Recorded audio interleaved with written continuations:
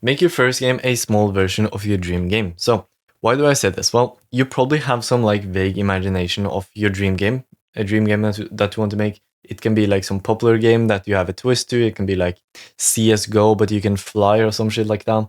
It can be a genre, puzzle game, whatever, right? You probably have at least a vague imagination of what you want to make as your like dream game where you just put every creative ounce of your body into this project, right? And why do I say that? First of all, you shouldn't make your dream game as your first game, and that your first game should be a small version of your dream game. So let's discuss this. The first reason why I say that you shouldn't make your dream game as your first game is going to be that your dream game is obviously going to be quite big and hard to make. So you can imagine your dream game, it's going to be like a baby too. It's going to be like you just want to put like so much effort into this.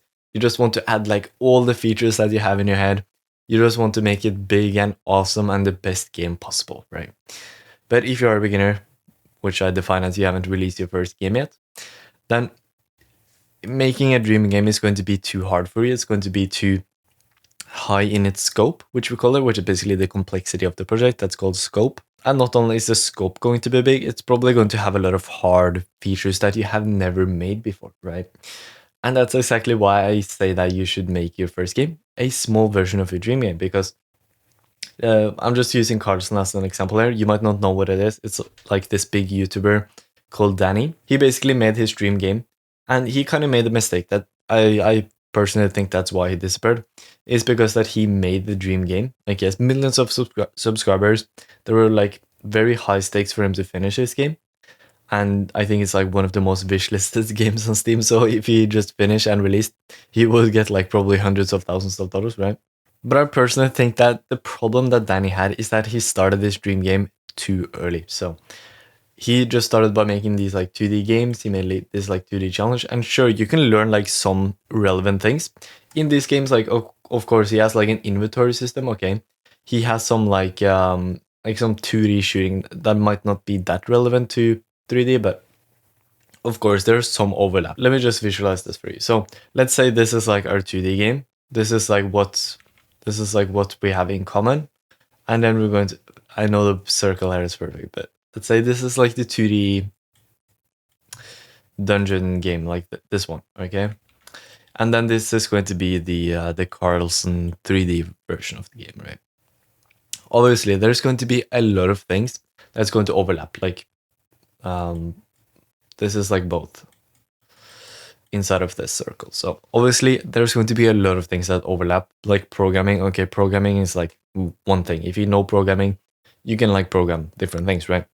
But the thing with game development is that this is not like just like we're just talking like 3 features here, right?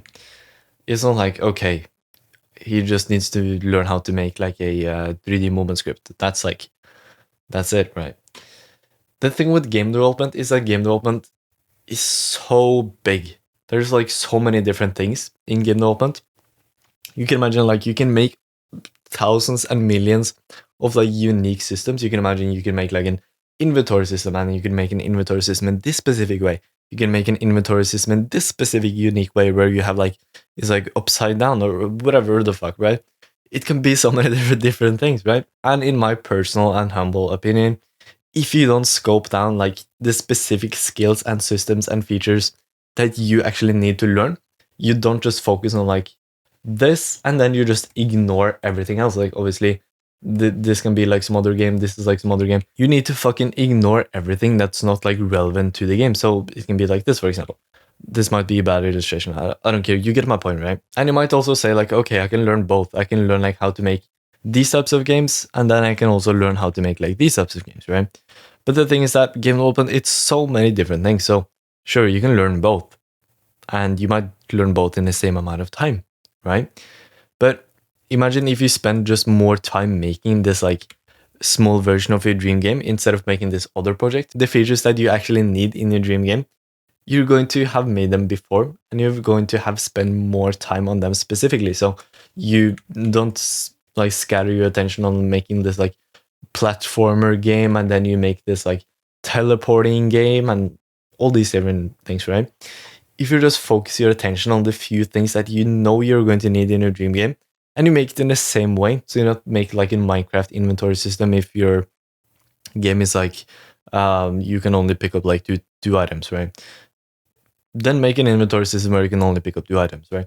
If you just focus your attention on what specifically you need, those are going to be better. You're going to have made them. You're going to be able to make them faster when you actually make your dream game, and you're going to know the systems better. They might be more polished, more like they might be more polished. They might be more robust, and it's overall just going to be better than you just scattering your attention and making all these other types of games, like Danny did, for example. He just made like 2D games, and then he started on a dream game, which is actually a 3D shooter, but he hadn't made a 3D shooter beforehand, so it was very hard for him to make this, right?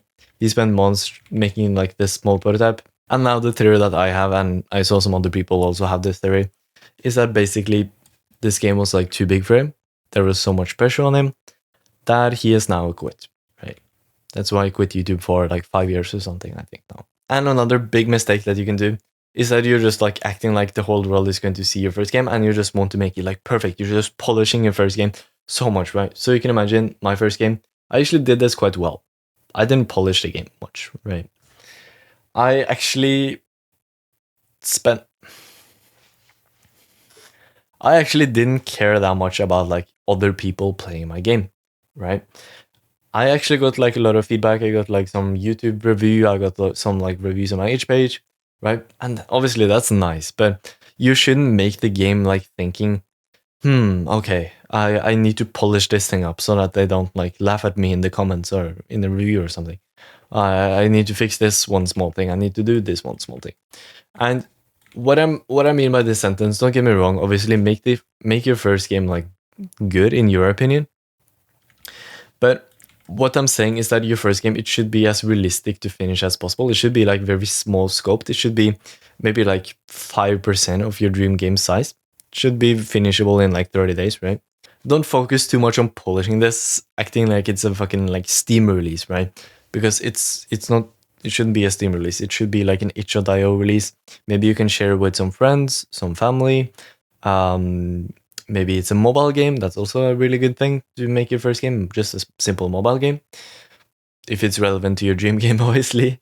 And yeah, but you shouldn't focus too much on like polishing. That's basically my point here. Is that you shouldn't act like this is going to be a Steam release and you're just going to like polish the main menu buttons for too long. You're going to make like a very cool animation that you spend like a whole day on, right? And like, of course, these things are nice. But the thing is that polishing, like just refining something, is going to make you learn much less than making something new or fixing something. So what I mean by don't act like the world is going to see your game is basically don't like perfect it. Don't be a perfectionist in your first game. Focus on just finishing and releasing the game. That's the main point, right? Just finish. That's the whole point. It can be fucking crap. It can be horrible. It can be like almost unplayable. It doesn't matter. Just finish your first game, preferably in like less than 60 days from you starting game development. If you have like 1 or 2 hours a week, that's what I say inside my free community and inside my course. But don't spend much time on polishing because you're not going to learn anything from polishing, and it's very easy to spend like days, weeks, months. Maybe you just quit the entire project just because you're spending so much time on polishing and not actually on the real thing that's actually going to give you progress. And that's going to be to make the features and also fixing bugs. Fixing bugs is actually awesome for learning. Oh fuck. Fixing bugs is fixing bugs is actually going to be awesome for learning. So to give you a personal example, that's basically what I did. I can show you the page here.